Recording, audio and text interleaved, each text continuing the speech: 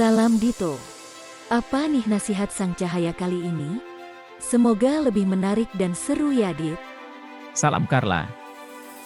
Nasihat kali ini tentu menarik dan seru karena semua sumber dari Sang Cahaya. Nah, seperti apa nasihatnya itu? Begini nasihatnya. Mengajak kepada kebaikan, itu tugas kepada siapa saja yang sudah ingin menjalankan keislamannya dengan sempurna. Orang mengajak kepada kebaikan itu tak semudah membalikkan telapak tangan, apalagi karakter manusia itu berbeda-beda. Kalau ngajak di tempat pengajian, atau gembar-gembor di tempat yang orangnya sudah dikumpulkan oleh panitia, dan mendapat undangan, ya gembar-gembornya mudah, tapi apa ada yang mau ikut? Habis dipidatoni juga paling sudah lupa dengan apa yang dikatakan tukang pidatonya, seperti menyiram air pada keramik, ada debu menempel juga keramiknya sudah kotor lagi. Menurutku mengajak itu harus dari hati, harus dari dalam pribadi manusia, dari kedalaman jiwa mereka, buat mereka tertarik dengan hatinya, baru diberi penjelasan kalau sudah ikut. Dan memberi penjelasan itu tak mudah, apalagi menjelaskan kepada orang yang belum tahu sama sekali apa yang akan kita jelaskan, dan dalam pikiran orang itu lepas menuju pemahaman yang bebas, akan makin sulit menjelaskannya, bisa-bisa yang kita jelaskan akan mengalami kebingungan akhirnya setelah dijelaskan, bukannya akan paham, tapi malah bingung. Apalagi syaitan juga menghalangi kebaikan itu disampaikan, kebenaran itu dibuka, malah makin sulit lagi. Yang kita jelaskan malah ngantuk, dan gak sabar mendengar penjelasan kita karena kata-kata kita yang tak menarik dan tidak ada hadiahnya kalau mendengarkan. Mengajak orang sampai orang itu ikut dan menjalankan yang kita arahkan, menurutku suatu keindahan dan kenikmatan tersendiri, apalagi sampai meneguhkan hati orang, dan merubah pandangan hidupnya, berubah total pada ke arah kebaikan, dan kebahagiaan kekal di sisi Allah. Tapi bagiku kita mengajak saja ke arah kebaikan, orang peduli apa tak peduli, itu bukan urusan kita lakukan saja dengan ikhlas. Allah pasti sudah mencatat amal ikhlas kita mengajak ke jalan kebaikan, menjadi amal ibadah. Ikut atau tak ikut orang yang kita ajak, hendak usah memaksakan kehendak wong hidayah itu miliknya Allah. Kita hanya menuruti saja perintah Allah semampunya, wamur bil urfi, mengajak ke dalam kebaikan, wanha anil mungkar, dan mencegah kemungkaran. Semampu kita. Nyatanya makin banyak orang yang kita ajak, akan makin banyak pahala yang kita petik, seperti manajer bos perusahaan yang mengajak pada orang banyak untuk ikut bekerja di pabriknya, makin banyak orang yang bekerja, berarti makin banyak produksi dibuat. Pak Sutono dan anaknya yang kerasukan menginap di rumahku berhari-hari, banyak juga yang kupetik pelajaran dari orang setengah baya ini. Selama bicara denganku, banyak yang diceritakan, kisahnya bermacam-macam, ya dari kisah seseorang itulah kita kadang memetik hikmah dan pelajaran, tak mesti kita melakukan kesalahan sendiri, untuk memahami arti hidup dan kehidupan, sekecil apapun kita jadikan pelajaran. Maaf Pak, apa ini musola? Tanya Pak Sutono padaku sambil menunggui anaknya yang sudah tenang setelah ku keluarkan jinnya. Bukan Pak, ini majelis. Jawabku singkat. Zikir apa Pak? Tanyanya lagi. Bapak lihat sendiri apa yang tertulis di dinding itu, jawabku singkat lagi sambil mengambil rokok dan kunyalakan. Aku berusaha menghadapi tamu senyaman mungkin, agar tamuku juga merasa nyaman di depanku, kutawarkan rokok pada Pak Sutono. Oh ya, zikir toreko, apa ini sama yang Suryalaya itu? Tanyanya lagi. Ya bisa dikatakan sama, tapi juga beda. Apa kita ini perlu topak bertoreko? Tanya Pak Sutono. Ku pandang wajah Pak Sutono, dan ku angan-angan selama beberapa hari di rumahku, sebab percakapanku ini setelah beberapa hari Pak Sutono ada di rumahku, jadi ku ketahui kalau Pak Sutono tak pernah sama sekali menjalankan sholat selama tinggal di rumahku, tapi aku juga tak akan memerintahkannya, sebab bisa saja dia berkeyakinan lain, atau beragama lain.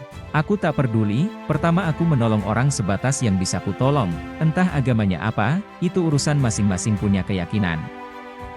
Tapi aku merasa kesulitan juga mau menjelaskan bagaimana menjelaskannya. Setelah lama berpikir, dan rokok ku hisap berkali-kali aku buka suara, walau sekalipun pertanyaan Pak Sutono padaku sekedar iseng saja atau bukan. Kalau orang Islam, bertorekoh itu tidak harus, seperti sebagaimana makan, orang itu tak harus makan, tapi makan akan jadi butuh kalau perut lapar, juga makan tak harus makanan yang bersih, tapi kalau kemudian karena makan lalu sakit, dan berbagai sakit dalam tubuhnya bersarang, dari sakit perut sampai jantung, komplikasi DLL, Ya menurutku akhirnya juga harus menjaga pola makan yang bersih, agar dirinya sehat walafiat. Seperti bapak ini seumuran bapak tentu punya pengalaman yang banyak. Nah, masak di pengalaman itu bapak sendiri tidak timbul pertanyaan, kenapa saya kok hidup begini? Apa bapak hidup tenang di saat ini? Tanyaku. Ya saya memang banyak pengalaman dan berbagai warna hidupku jalani pak. Dari pengalaman hidup saya sendiri belum bisa memetik sedikit pun pelajaran, jawab Pak Sutono. Yaitu bisa dilihat dari keadaan bapak yang maaf, masih kukatakan hidup kelihatannya penuh kesengsaraan dan sepertinya lelah dan penuh kekecewaan dan kegagalan. Benar sekali pak, saya memang orang yang sangat-sangat gagal, kalau boleh saya cerita. Kata Pak Sutono sambil wajahnya menunggu persetujuanku. Ya silahkan pak. Kataku sambil menyalakan rokok, karena kurasa kisahnya akan lama. Dari dulu, tahun 80-an, saya sudah bekerja. Sebelum saya punya istri dan masih muda, dan saya bekerja di Pekalongan, kerja serabutan, apa saja saya jalani asal dapat bekerja, sampai saya menemukan kerja saya yang sekarang ini sebagai penjual bubur kacang hijau, di antara kerjaan saya sebagai seorang penagih hutang. Dulu, kalau nagih hutang, saya sering ke dukun, untuk minta syarat agar kerjaan nagih hutang saya lancar tanpa kendala. Ada seorang dukun yang saya andalkan, namanya Dalang Waskito. Dipanggil Ki Waskito, memang dari syarat Ki Waskito saya sering mendapat syariat darinya sehingga waktu menagih hutang itu saya menjadi gampang. Karena sering ke rumah Ki Waskito, kami akhirnya seperti keluarga. Ki Waskito tinggal di daerah Kerapiak. Suatu malam saya dan teman saya namanya Junaidi seperti biasa meminta syariat pada Ki Waskito. Dan malam itu jam baru saja habis maghrib, sedang kami dalam keadaan ngobrol, tiba-tiba ada tamu yang datang, seorang berpakaian hitam-hitam. Aneh pak, saya kok merinding melihat orang itu padahal ya orang biasa. Otomatis pembicaraan saya, Junaidi dan Ki Waskito terhenti, sementara Ki Waskito mempersilahkan tamu itu untuk masuk, tapi tamu itu tetap berdiri tak mau duduk. Ki, sampean saya minta untuk datang, endalang di rumah saya. Kata orang itu sambil berdiri, aku merasakan nada yang membuat bulu kuduk saya berdiri, padahal yang diucapkan kata biasa. Kapan? Tanya Ki Waskito. Malam ini, jawab orang itu singkat. Wah kok mendadak sekali? Tanya Ki Waskito. Ya karena anak perempuanku menikah, sudah ada rencana nanggap wayang, kok dalangnya sakit, sehingga pertunjukan gagal, jadi akiku minta menggantikan dalangnya. Apa aki bisa? Ki Waskito menerawang, sebentar memandangi orang yang datang. Di mana daerahnya? Tanya Ki Waskito. Di Desa Keling. Desa Keling Kedung Ombo? Di mana itu tempatnya? Tanya Ki Waskito. Setelah mikir-mikir desa yang disebutkan tak ada dalam ingatannya, aku saja yang wirawiri, biasa nagih hutang juga gak tahu di mana ada desa seperti itu, di ingatanku juga tak kutemukan. Berapa sampean minta? Akan kubayar Ki, sebutkan saja. Kata orang itu. Ya, saya akan siap. Lalu bagaimana saya ke sana? Karena kok saya asing dengan nama desa itu? Tanya Ki Waskito. Sekarang juga barengan saya Ki, saya antar. Oh ya. Ya. Saya siap-siap dulu. Silahkan sampean duduk, minum dulu, jawab Ki Waskito sembari mempersilahkan tamunya yang terus berdiri itu. Kulihat orang itu tinggi besar, dengan pakaian hitam seperti pakaian jawara orang zaman dahulu. Tidak Ki, biar saya menunggu di luar saja, kata orang itu tanpa menunggu persetujuan dan berbalik keluar rumah. Setelah orang itu keluar rumah, Junaidi pamit ke kamar kecil, tak tahu kenapa dia ingin kencing, sementara tinggal Ki Waskito duduk bersama saya. Kulihat kerutan yang dalam di jidat Ki Waskito, dia seperti memikirkan hal yang sangat berat. Nampak dia mengelus-elus kumisnya dan jenggotnya yang sudah sebagian memutih. Pak Sutono, bagaimana ini? Anak ikut saja denganku ya, untuk ikut ke orang yang sedang hajatan mantu itu, kata Ki Waskito padaku. Wah ramai tentu saya mau Ki, wong saya juga tidak buru-buru, sekalian nyari hiburan, jawabku enteng. Tapi nanti kalau di sana kalau diberi makan, jangan dimakan, kata Ki Waskito. Loh kenapa Pak? Ya pokoknya jangan dimakan, aku ganti baju dulu, kata Ki Waskito sambil beranjak dari tempat duduknya. Sebentar kemudian Junaidi telah kembali dari kamar kecil. Junaidi adalah teman akrabku, kemana aku berada selalu saja ada dia menemaniku. Jun, ini Ki Waskito mengajak kita untuk ikut menemaninya endalang di daerah Kelingkedung Ombo. Bagaimana Jun? Tanyaku pada Junaidi yang menyalakan rokoknya. Wah kebetulan Kang, kita ada hiburan gratis. Siapa tahu di desa itu ada ceweknya yang cantik, dan nyantol ke kita, hehehe. Jawab Junaidi sambil menyalakan rokoknya. Sebentar kemudian Ki Waskito sudah keluar dari dalam rumah dengan pakaian ala dalang plas keris yang terselip di pinggangnya bagian belakang. Dan kami segera berangkat, rupanya di luar ada kereta kuda, yang di atas kaisnya sudah ada orang yang tadi menjadi tamu. Tanpa banyak bicara kami segera naik di kereta kuda, atau dokar, di Pekalongan disebut gelinding. Juga tak ada yang aneh, atau saya sendiri yang tak tanggap, yang menurut saya aneh. Kok sepengetahuan saya jalan di daerahnya Ki Waskito itu gak baik, tapi ini selama perjalanan seperti kereta berjalan dengan mulus tanpa ada goncangan, seperti layaknya mobil mewah saja. Sebentar. Perjalanan sudah sampai di tempat keramaian di mana pertunjukan wayang diadakan. Kami segera turun, dan berjalan di antara orang ramai untuk mencari tempat duduk, sementara Ki Waskito sudah diminta maju ke depan untuk memulai tampil sebagai dalang. Saya dan Junaidi duduk di antara para tamu, di atas meja aneka makanan tersedia, sangat lezat-lezat dan menggugah selera. Aku duduk terpisah dengan Junaidi karena biasa kami berdua kan masih muda jadi mencari perempuan di area pertunjukan, melihat makanan yang lezat rasanya ingin makan, tapi saya ingat pesan Ki Waskito kalau enggak boleh makan makanan yang disajikan. Wah saya sampai lupa memberitahu pada Junaidi, semoga saja tak terjadi apa-apa, sampai pertunjukan wayang selesai.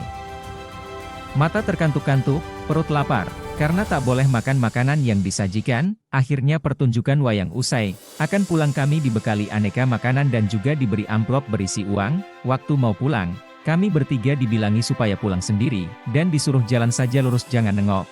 Aneh baru beberapa langkah berjalan kami keluar dari dalam hutan roban, bertemu dengan orang kampung yang sedang buang hajat di pinggir hutan, yang menatap kami dengan pandangan heran, apalagi melihat Ki Waskito yang berpakaian dalang. Wah ini dari alam lembut Toki? Pantesan semalam ramai dalam hutan ada suara pagelaran wayang. Kata orang itu ditujukan kepada Ki Waskito. Ini hutan mana? Tanya Ki Waskito. Ya ini alas roban Toki. Walah benar juga perkiraanku, dengus Ki Waskito yang segera berjalan di antara pepohonan, sambil kami berdua ikuti. Waduh Ki perutku mual, suara Junaidi, disusul dengan muntah-muntah. Dan yang dimuntahkan adalah beraneka ulat, singgat, kelabang, dan aneka binatang menjijikkan, ada cacing, kecoak, ada yang dalam keadaan mati ada juga yang masih hidup. Saya segera membuka daun pisang pembungkus makanan yang diberikan pada saya, dan isinya tak beda dengan yang dimuntahkan Junaidi, segera saya campakkan. Sementara Ki Waskito mengurut-urut punggung Junaidi agar apa yang dimakan bisa dimuntahkan semua, wajah Junaidi pucat pasi. Sampean gak ikut makan Kandek Sutono? Tanya Ki Waskito. Tidak Ki, maaf Ki saya lupa mengingatkan pada Junaidi, sehingga dia makan di sana tadi, jadi semalam itu kita di alam lelembut ya Ki? Ya begitulah, coba keluarkan uang yang diberikan padamu, kata Ki Waskito. Saya segera mengeluarkan uang yang diberikan padaku, ternyata hanya daun kering, segera ku buang, sungguh pengalaman yang aneh, kami akan selalu mengingat pengalaman itu. Pak Sutono mengakhiri ceritanya. Aneh juga sampean pengalamannya Pak, kataku. Ya pengalaman orang itu aneh-aneh Pak Yai, jawab Pak Sutono, saya juga pernah ketika menjual bubur kacang hijau, karena jualannya malam, jadi banyak juga bahkan sering pas jualan ada saja misal kuntilanak, yang menyerupai manusia yang ikut beli. Lah sampean hendak takut Pak, ada kuntilanak beli bubur kacang hijau yang sampean jual? Ya gak takutlah wong ngendak tahu. Loh, katanya tadi ada kuntilanak yang beli, kok gak tahu? Ya taunya kan setelah pulang, banyak uang yang jadi daun kering. Oh begitu rupanya. Ya Pak Yai. Ya kalau dengan memedi saya ndak begitu takut Pak Yai, kalau lebih takut itu sama orang jahat, mereka kan bisa membunuh orang beneran. Memangnya pernah punya pengalaman itu Pak? Pernah juga Pak Yai. Bagaimana itu pengalamannya? Begini ceritanya, saya pernah bekerja di pengantaran barang, jadi sopir truk, Jakarta-Surabaya, untuk mengantarkan barang antaran, saat itu tahun 86, di mana alas roban masih banyak bajing loncat, dan pas kebetulan mobil truk yang saya bawa diserang bajing loncat. Saya tidak berdaya, dan digiring ke dalam hutan, barang kiriman saya dipindah ke truk mereka, dan saya mau dibunuh, akan dilemparkan ke dalam jurang. Saya sudah pasrah, wong diikat dan diseret ke dalam hutan, ada gerombolan bajing loncat, yang ditugasi membunuh saya. Ketika saya mau dibunuh, kok kalau Allah belum menghendaki mati ada saja cara Allah menyelamatkan saya. Bagaimana itu kok Bapak bisa selamat? Tanyaku penasaran. Ya saat itu saya mau dipenggal, dan mayat saya mau dilempar ke dalam jurang, tapi ketika pedang mau diayunkan ke kepala saya, ada salah seorang yang menahan. Sebentar dulu Jo. Kok saya seperti pernah melihat orang ini, kata orang itu sambil menyenterkan senter yang dibawanya ke arah saya. Wah benar saja ini Kang Sunoto, tetanggaku Jo, kata orang yang mengarahkan cahaya senternya ke arahku, sambil mengangkat wajahku yang menunduk pasrah. Dah lepaskan, kata bajing loncat yang mengenaliku, yang wajahnya masih tertutup dengan kain penutup wajah. Ini saya Kang, tetanggamu, Wugiri, kata pemuda di depanku yang membuka penutup wajahnya. Aku hanya bengong, wah kok bisa begitu kamu? Kok jadi garong begitu? Ya tuntutan utang Kang, jawab Wugiri. Ya memang kalau Allah mau menyelamatkan orang ya akan diselamatkan, misal kok tetanggane sampean itu kok gak jadi salah satu bajing loncatnya, mungkin nyawane sampean juga sudah pergi ke akhirat, jadi segala sesuatu itu disyukuri saja. Juga ndak perlu menyalahkan Wugiri itu, bisa saja dia awalnya menanggung banyak hutang. Lantas kemudian masuk menjadi grup bajing loncat. Sebenarnya maksud Allah adalah agar dia dijadikan Allah jalan waktu sampean dirampok, maka sampean bisa diselamatkan, Allah. Itu mengatur segala sesuatu dengan rantai berantai, sambung menyambung, jelasku. Iya Kiai, saya selama ini malah menyalahkan Wugiri, kenapa kok dia jadi rampok begitu? Iya benar juga kata Pak Kiai, kalau Wugiri tak jadi perampok, bisa saja sekarang saya sudah mati, kata Sutono, matanya menerawang jauh, mungkin membayangkan Wugiri yang telah menolongnya, tapi malah selalu dia salahkan karena telah menjadi perampok. Pak Sutono dan anaknya beberapa hari tidur di majelis, sehingga banyak waktu dia pakai mengobrol denganku. Selama kulihat di majelisku juga tak pernah kulihat Pak Sutono menjalankan sholat, tapi aku biarkan saja, walau banyak komplain dari para jamaah zikirku, dan timbul antipati dari mereka, rasa kasihan yang awalnya ada pelan-pelan terkikis. Rasa simpati juga mulai tipis melihat anak bapak itu tak melakukan sholat, tapi ku biarkan saja, setiap orang punya keyakinan masing-masing. Zikir di majelis ini dilakukan kapan saja Pak Kiai? Tanya Pak Sutono di sela pembicaraan kami berdua. Tiap hari ada, tapi kalau mau ikut yang banyak orang ikut saja di malam minggu legi sama minggu kliwon, jawabku dengan setengah menjelaskan. Kok malam minggu legi sama malam minggu kliwon? Seperti ada unsur kejawennya, tanyanya dengan enteng. Itu hanya penempatan waktu, untuk mempermudah saja, sebab cabangnya yang banyak, sehingga agar tidak bertabrakan dengan jadwal zikir di cabang yang lain, dan bila dikehendaki kumpul bersama di majelis pusat, semua cabang tak meninggalkan jadwal zikirnya, jelasku. Oh tak berkaitan dengan hitungan Jawa? Tidak. Saya dan teman-teman saya kemarin berembuk, itu teman-teman yang kemarin menghantar kami ke sini, mereka ingin ngajak kita ikut majelis zikir ini, apa diperbolehkan? Ya boleh saja, silahkan saja datang, waktu ada jadwal zikir. Apa syaratnya? Ndak pakai syarat, pakai saja pakaian putih kalau punya, kalau ndak punya juga gak usah pakaian putih. Pakai pakaian biasa aja asal rapi, dan bawa air untuk diisi doa, nanti untuk keperluan masing-masing. Itu apa air bisa untuk keperluan kami yang kebanyakan jualan bubur kacang hijau.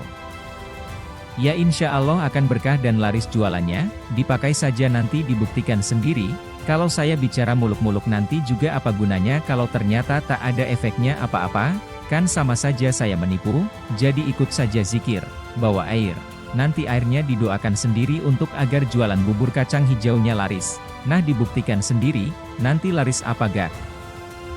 Apa dipungut biaya?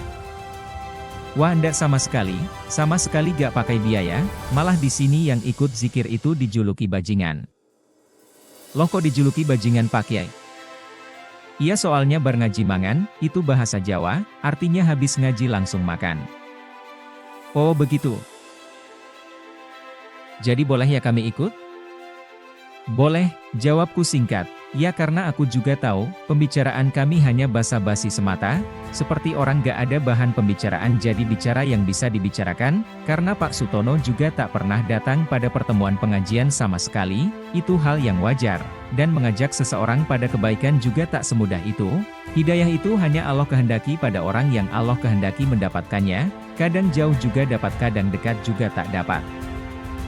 Yang kadang aneh malah jamaah zikirku kadang yang datang dari Jakarta, Bogor, Sukabumi, Bandung, Purwokerto, Semarang, Jogja Solo, Surabaya, tapi malah tetangga kanan kiri jarang ada yang mau ikut, nah itu yang kadang aku sendiri merasa aneh. Maaf Pak Yai, saya boleh bertanya? Boleh, bukannya dari tadi kita tanya jawab? Ini soal istri saya.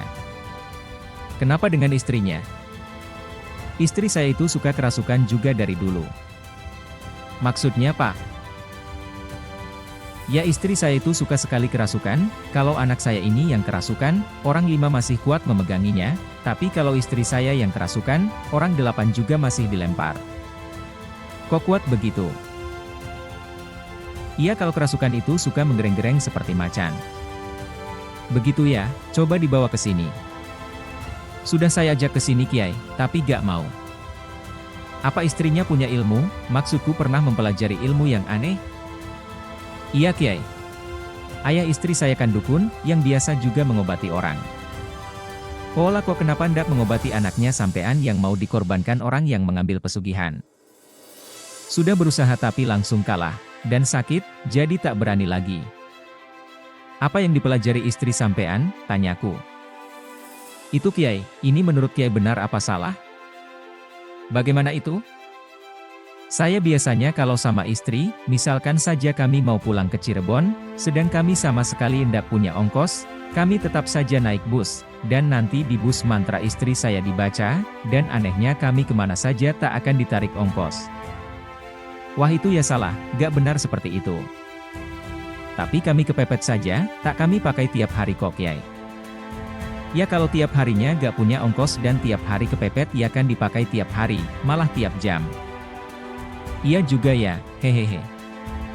Itu kan kasihan sopir busnya gak dapat uang, lah misal semua penumpang itu punya kebiasaan seperti istri sampean, lah semua bus di Indonesia akhirnya gulung tikar, gak ada yang operasi, sebab gak ada yang dapat uang, padahal sopir bus itu juga kondekturnya kan juga punya anak bini yang harus dihidupi, ini misal saja sampean, jualan bubur kacang hijau, lah semua yang beli memakai ilmu kayak ilmu yang dipakai istri sampean, apa sampean gak bubar sehari 2 hari jualan, soalnya bubur habis, tapi ndak. Ada sama sekali uang yang masuk, semua makan gratis. Jadi ndak boleh ya pakai ilmu seperti itu? Ya boleh gak sampean bubur kacang hijaunya dimakan banyak orang tapi gratis semua? Ya gak boleh, nanti bagaimana makan anak istri saya? Nah tahu begitu, jadi sebenarnya kebaikan itu sangat mudah mempelajarinya, orang punya budi pekerti mulia dan baik itu mudah, lihat saja, kalau orang lain itu melakukan sesuatu perbuatan pada kita gak mau, maka jangan lakukan perbuatan itu pada orang lain, ilmu itu bermanfaat kalau bisa bermanfaat untuk orang lain. Apapun ilmu kok bermanfaat untuk banyak orang, maka itu dikatakan ilmu manfaat, kalau merugikan orang lain, sekalipun ilmu, ya tidak dikatakan bermanfaat, namanya merugikan. Dan merugikan orang lain itu tetap dicatat oleh Allah, akan dimintai pertanggungjawaban, sekecil apapun. Lah kok mempelajari sesuatu kok yang nantinya akan menyusahkan diri sendiri, kalau mempelajari sesuatu itu kalau menurutku yang menguntungkan di dunia juga di akhirat, sekalipun menguntungkan di dunia, tapi kok merugikan di akhirat, ya tetap saja itu namanya merugikan diri sendiri, misal pinter korupsi, sampai gak ketangkep, atau jagoan nyopet, tapi gak pernah ketangkep, atau jago menghamili anak orang dan gak pernah ketangkep, ya tetap saja nanti ada hukumnya Allah yang akan menghisap. Memperhitungkan, malah di sana lebih hebat hukumannya, jelasku panjang lebar, gak tahu paham apa enggak. Lanjutku, karena melihat Pak Sutono terdiam. Sebenarnya apa saja keilmuan yang bersandarnya pada selain Allah itu merugikan, misal ilmu yang memakai hodam jin. Maksudnya memakai hodam jin Pak? Soalnya saya pernah mengikuti gemblengan, kata gurunya itu hodamnya malaikat. Ia memakai tidak hodam jin bisa dilihat dari bentuk menjalaninya. Ada berbagai ilmu itu ada yang dipelajari ada juga yang diberikan langsung oleh Allah. Ilmu yang dipelajari itu berasal dari hasil laku manusia atau warisan dari bangsa jin. Segala ilmu yang dipelajari untuk memperoleh kelebihan atau kesaktian tertentu itu semua berhodam jin, entah ilmu hikmah, ilmu kejawen, ilmu karuhun, aji-aji kesaktian.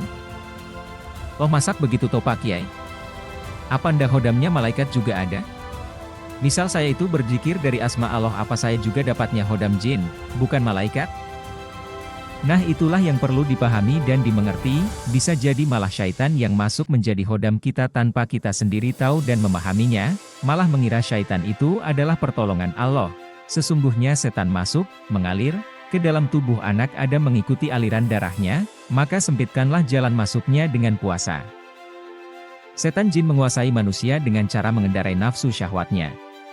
Sedangkan urat darah dijadikan jalan untuk masuk dalam hati. Hal itu bertujuan supaya dari hati itu setan dapat mengendalikan hidup manusia. Supaya manusia terhindar dari tipu daya setan, maka manusia harus mampu menjaga dan mengendalikan nafsu syahwatnya, padahal manusia dilarang membunuh nafsu syahwat itu, karena dengan nafsu syahwat manusia tumbuh dan hidup sehat, mengembangkan keturunan, bahkan menolong untuk menjalankan ibadah. Dengan melaksanakan ibadah puasa secara teratur dan istiqomah, di samping dapat menyempitkan jalan masuk setan dalam tubuh manusia, juga manusia dapat menguasai nafsu syahwatnya sendiri, sehingga manusia dapat terjaga dari tipu daya setan. Itulah hakikat mujahadah. Jadi mujahadah adalah perwujudan pelaksanaan pengabdian seorang hamba kepada Tuhannya secara keseluruhan, baik dengan puasa, sholat maupun zikir. Mujahadah itu merupakan sarana yang sangat efektif bagi manusia untuk mengendalikan nafsu syahwat dan sekaligus untuk menolak setan. Allah Subhanahu wa Ta'ala berfirman dalam Quran Surat Al-A'raf ayat 201. Sesungguhnya orang-orang yang bertakwa, bila mereka ditimpa was-was dari setan, mereka berzikir kepada Allah, maka ketika itu juga mereka melihat kesalahan-kesalahannya. Yang dimaksud dengan lafadz tadzakaru ialah melaksanakan zikir dan wirid-wirid yang sudah diistiqomahkan, sedangkan yang dimaksud mubsyirun adalah melihat. Maka itu berarti, ketika hijab-hijab hati manusia sudah dihapuskan sebagai buah zikir yang dijalani, maka sorot mata hati manusia menjadi tajam dan tembus pandang. Jadi, berzikir kepada Allah Subhanahu wa Ta'ala yang dilaksanakan dengan dasar takwa kepadanya, di samping dapat menolak setan, juga bisa menjadikan hati seorang hamba cemerlang, karena hati itu telah dipenuhi nur ma'rifatullah. Selanjutnya, ketika manusia telah berhasil menolak setan jin, maka hodamnya yang asalnya jin akan kembali berganti menjadi golongan malaikat. Dalam Quran Surat Fussilat ayat 30 Allah berfirman, sesungguhnya orang-orang yang mengatakan, Tuhan kami ialah Allah, kemudian mereka meneguhkan pendirian mereka, maka malaikat-malaikat akan turun kepada mereka, dengan mengatakan, janganlah kamu merasa takut, janganlah kamu merasa sedih dan bergembiralah kamu dengan memperoleh surga yang telah dijanjikan Allah kepadamu. Dan dalam ayat 31-nya berfirman, kamilah pelindung-pelindungmu di dalam kehidupan di dunia maupun di akhirat. Firman Allah, kami adalah pelindung-pelindungmu di dalam kehidupan di dunia maupun di akhirat, itu menunjukkan bahwa malaikat-malaikat yang diturunkan Allah Subhanahu wa Ta'ala kepada orang yang istiqomah tersebut adalah untuk dijadikan hodam-hodam baginya. Jadi, bagi pengembara-pengembara di jalan Allah, kalau pengembaraan yang dilakukan benar dan pas jalannya, maka mereka akan mendapatkan hodam-hodam malaikat. Seandainya orang yang mempunyai hodam malaikat itu disebut wali, maka mereka adalah waliullah. Adapun pengembara yang pas dengan jalan yang kedua, yaitu jalan hawa nafsunya, maka mereka akan mendapatkan hodam jin. Apabila hodam jin itu ternyata setan maka pengembara itu dinamakan walinya setan.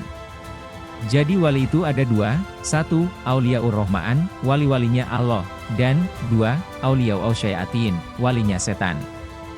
Allah Subhanahu wa Ta'ala menegaskan dengan firman-Nya. Dan orang-orang yang tidak percaya, wali-walinya adalah setan yang mengeluarkan dari nur kepada kegelapan. Mereka itu adalah penghuni neraka, mereka kekal di dalamnya. Quran Surat Al-Baqarah ayat 257. Sesungguhnya kami telah menjadikan setan-setan sebagai wali-wali bagi orang yang tidak percaya. Quran Surat Al-A'raf ayat 27. Seorang pengembara di jalan Allah, baik dengan zikir maupun wirid, mujahadah maupun riyadlah lelaku, kadang-kadang dengan melaksanakan wirid-wirid khusus di tempat yang khusus pula.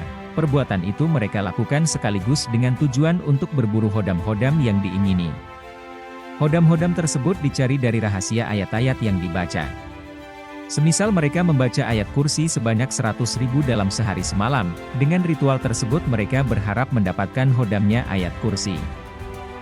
Sebagai pemburu hodam, mereka juga kadang-kadang mendatangi tempat-tempat yang terpencil, di kuburan-kuburan yang dikeramatkan, di dalam gua di tengah hutan belantara.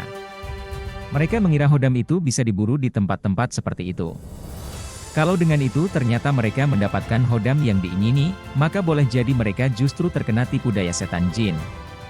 Artinya, bukan jin dan bukan malaikat yang telah menjadi hodam mereka, akan tetapi sebaliknya, tanpa disadari sesungguhnya mereka sendiri yang menjadi hodam jin yang sudah didapatkan itu. Akibat dari itu, bukan manusia yang dilayani jin, tapi merekalah yang akan menjadi pelayan jin dengan selalu setia memberikan sesaji kepadanya. Sesaji-sesaji itu diberikan sesuai yang dikehendaki oleh hodam jin tersebut. Memberi makan kepadanya, dengan kembang telon atau membakar kemenyan serta apa saja sesuai yang diminta oleh hodam-hodam tersebut, bahkan dengan melarungkan sesajen di tengah laut dan memberikan tumbal. Mengapa hal tersebut harus dilakukan? Karena apabila itu tidak dilaksanakan, maka hodam jin itu akan pergi dan tidak mau membantunya lagi. Apabila perbuatan seperti itu dilakukan, berarti saat itu manusia telah berbuat syirik kepada Allah Subhanahu wa Ta'ala. Kita berlindung kepada Allah Subhanahu wa Ta'ala dari godaan setan yang terkutuk. Memang yang dimaksud hodam adalah rahasia bacaan dari wirid-wirid yang didawamkan manusia. Namun, apabila dengan wirid-wirid itu kemudian manusia mendapatkan hodam, maka hodam tersebut hanya didatangkan sebagai anugerah Allah Subhanahu wa Ta'ala dengan proses yang diatur olehnya. Hodam itu didatangkan dengan izinnya, sebagai buah ibadah yang ikhlas semata-mata karena pengabdian kepadanya, bukan dihasilkan karena sengaja diusahakan untuk mendapatkan hodam. Apabila hodam-hodam itu diburu, kemudian orang mendapatkan, yang pasti hodam itu bukan datang dari sumber yang diridlai Allah Subhanahu wa Ta'ala, walaupun datang dengan izinnya pula. Sebab, tanda-tanda sesuatu yang datangnya dari ridho Allah, di samping datang dari arah yang tidak disangka-sangka, bentuk dan kondisi pemberian itu juga tidak seperti yang diperkiraan oleh manusia. Demikianlah yang dinyatakan Allah Subhanahu wa Ta'ala. Dan barang siapa bertakwa kepada Allah, Allah akan menjadikan jalan keluar baginya, untuk menyelesaikan urusannya, 2, dan memberikan rizki kepadanya dari arah yang tidak terduga. Quran Surat At-Tolak, ayat 2-3. Hodam-hodam tersebut didatangkan Allah Subhanahu wa Ta'ala sesuai yang dikehendakinya, dalam bentuk dan keadaan yang dikehendakinya pula, bukan mengikuti kehendak hambanya. Bahkan juga tidak dengan sebab apa-apa, tidak sebab ibadah dan mujahadah yang dijalani seorang hamba, tetapi semata sebab kehendaknya. Hanya saja, ketika Allah sudah menyatakan janji maka dia tidak akan mengingkari janji-janjinya. Di luar itu, orang-orang yang dengan sengaja menjalani laku untuk memperoleh keilmuan itu sudah dipastikan akan mendapat hodam jin. Orang yang menjalankan laku dengan keikhlasan menjalani saja masih akan didatangi jin, untuk sekedar ingin menjadi hodam, apalagi yang menjalankan lelaku yang ada kehendak maksud tujuan pada selain Allah, yaitu kesaktian, kelebihan dalam hal tertentu, pasti jin sudah akan mendatangi, cuma orang yang menjalankan lelaku secara ikhlas, ketika dirinya didatangi jin untuk menolong membantunya, lantas dia tidak peduli, maka dirinya akan naik ke tingkatan level yang lebih tinggi, lantas para malaikat akan didatangkan Allah untuk menjadi hodamnya, dengan menjalankan apa yang menjadi kehendak dan keperluan orang itu. Ketika orang itu tidak peduli, maka dia akan naik ke level yang lebih tinggi lagi sampai dirinya itu diijabah langsung oleh Allah tanpa harus dengan perantara atau sebab yang menjadikan hal itu terjadi. Jadi walau misal saya menjalankan wirid atau menjalankan laku zikir itu tetap saja hodamnya adalah dari jin. Ya itulah proses yang sudah kusebutkan. Lalu bagaimana mengetahui hodam itu jin atau bukan? Kalau jin itu jelas, mudah diketahui, sebab jin itu juga punya nafsu, kehendak dan kepentingan, sekalipun dia itu adalah jin muslim. Bagaimana cara mengetahuinya? Ya kan kalau amalan itu memakai ada kemenyan, kembang, sesajen, penyediaan minyak wangi atau gorampe persyaratan, jelas itu tak bisa dipungkiri itu adalah unsur hodam jin, jelasku. Lalu apa menulis raja-raja? Itu juga sama. Ya sama itu juga jin, cuma bukan jin penghuni bumi ini, tapi dari jin penghuni 7 bintang. Jadi bukan malaikat? Bukan, malaikat itu hanya tunduk kepada Allah, tidak tunduk kepada manusia manapun, jadi hodam malaikat misal punya itu dari yang Allah anugerahkan, bukan dari belajar ilmu tertentu, dan yang jelas malaikat itu tak doyan makan, juga tak doyan sesembahan, atau sesajen apapun, lah kalau malaikat itu doyan makan, akan terjadi cerita aneh, karena ada malaikat maut yang nongkrong di warung bakso, ketika mau mencabut nyawa seseorang yang rumahnya dekat warung bakso, karena mencium bau bakso jadi ngiler, dan ingin mencicipi. Ndak pernah kan mendengar cerita seperti itu? Wah, bisa saja. Lalu bagaimana dengan orang yang mengamalkan hizib? Dan zikir yang macam-macam, apa juga hodamnya hodam jin?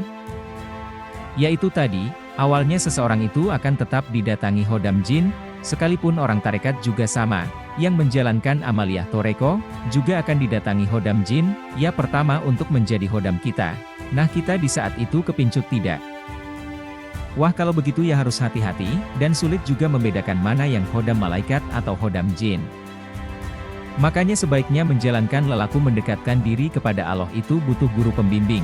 Sebagaimana orang mau ke Jakarta naik bus butuh sopir bus yang sudah tahu jalannya, sehingga orang tak salah jalan, dan kesasar kemana-mana. Seorang sopir itu tak harus orang hebat, asal dia sudah hafal jalannya karena sudah biasa melewatinya. Sekalipun seorang penumpang lebih pintar menyetir malah sebagai pilot pesawat, kalau dia tak tahu jalan yang dituju, ia harus tetap jadi penumpang, hendak usah ngeyel jadi sopir, karena merasa pinter nyetir. Jika naik bus juga harus mau dibawa belok kanan atau ke kiri oleh sopir, jangan komplain, karena bus dibelokkan ke kanan, atau bus dibelokkan ke kiri. Seorang guru pembimbing spiritual itu tak perlu orang hebat atau sakti mandraguna, asal orang itu sudah hafal jalan dan biasa melewatinya, maka sudah pantas dijadikan sopir. Kulihat Pak Sutono sudah ngantuk, ku suruh saja dia tidur. Nah, itulah nasihat Sang Cahaya kali ini. Semoga bermanfaat. Wah, ternyata menarik dan seru juga ya kisah dan nasihatnya. Oke Dito, terima kasih. Semoga kita diberikan kemampuan selalu istiqomah dalam kebaikan. Amin.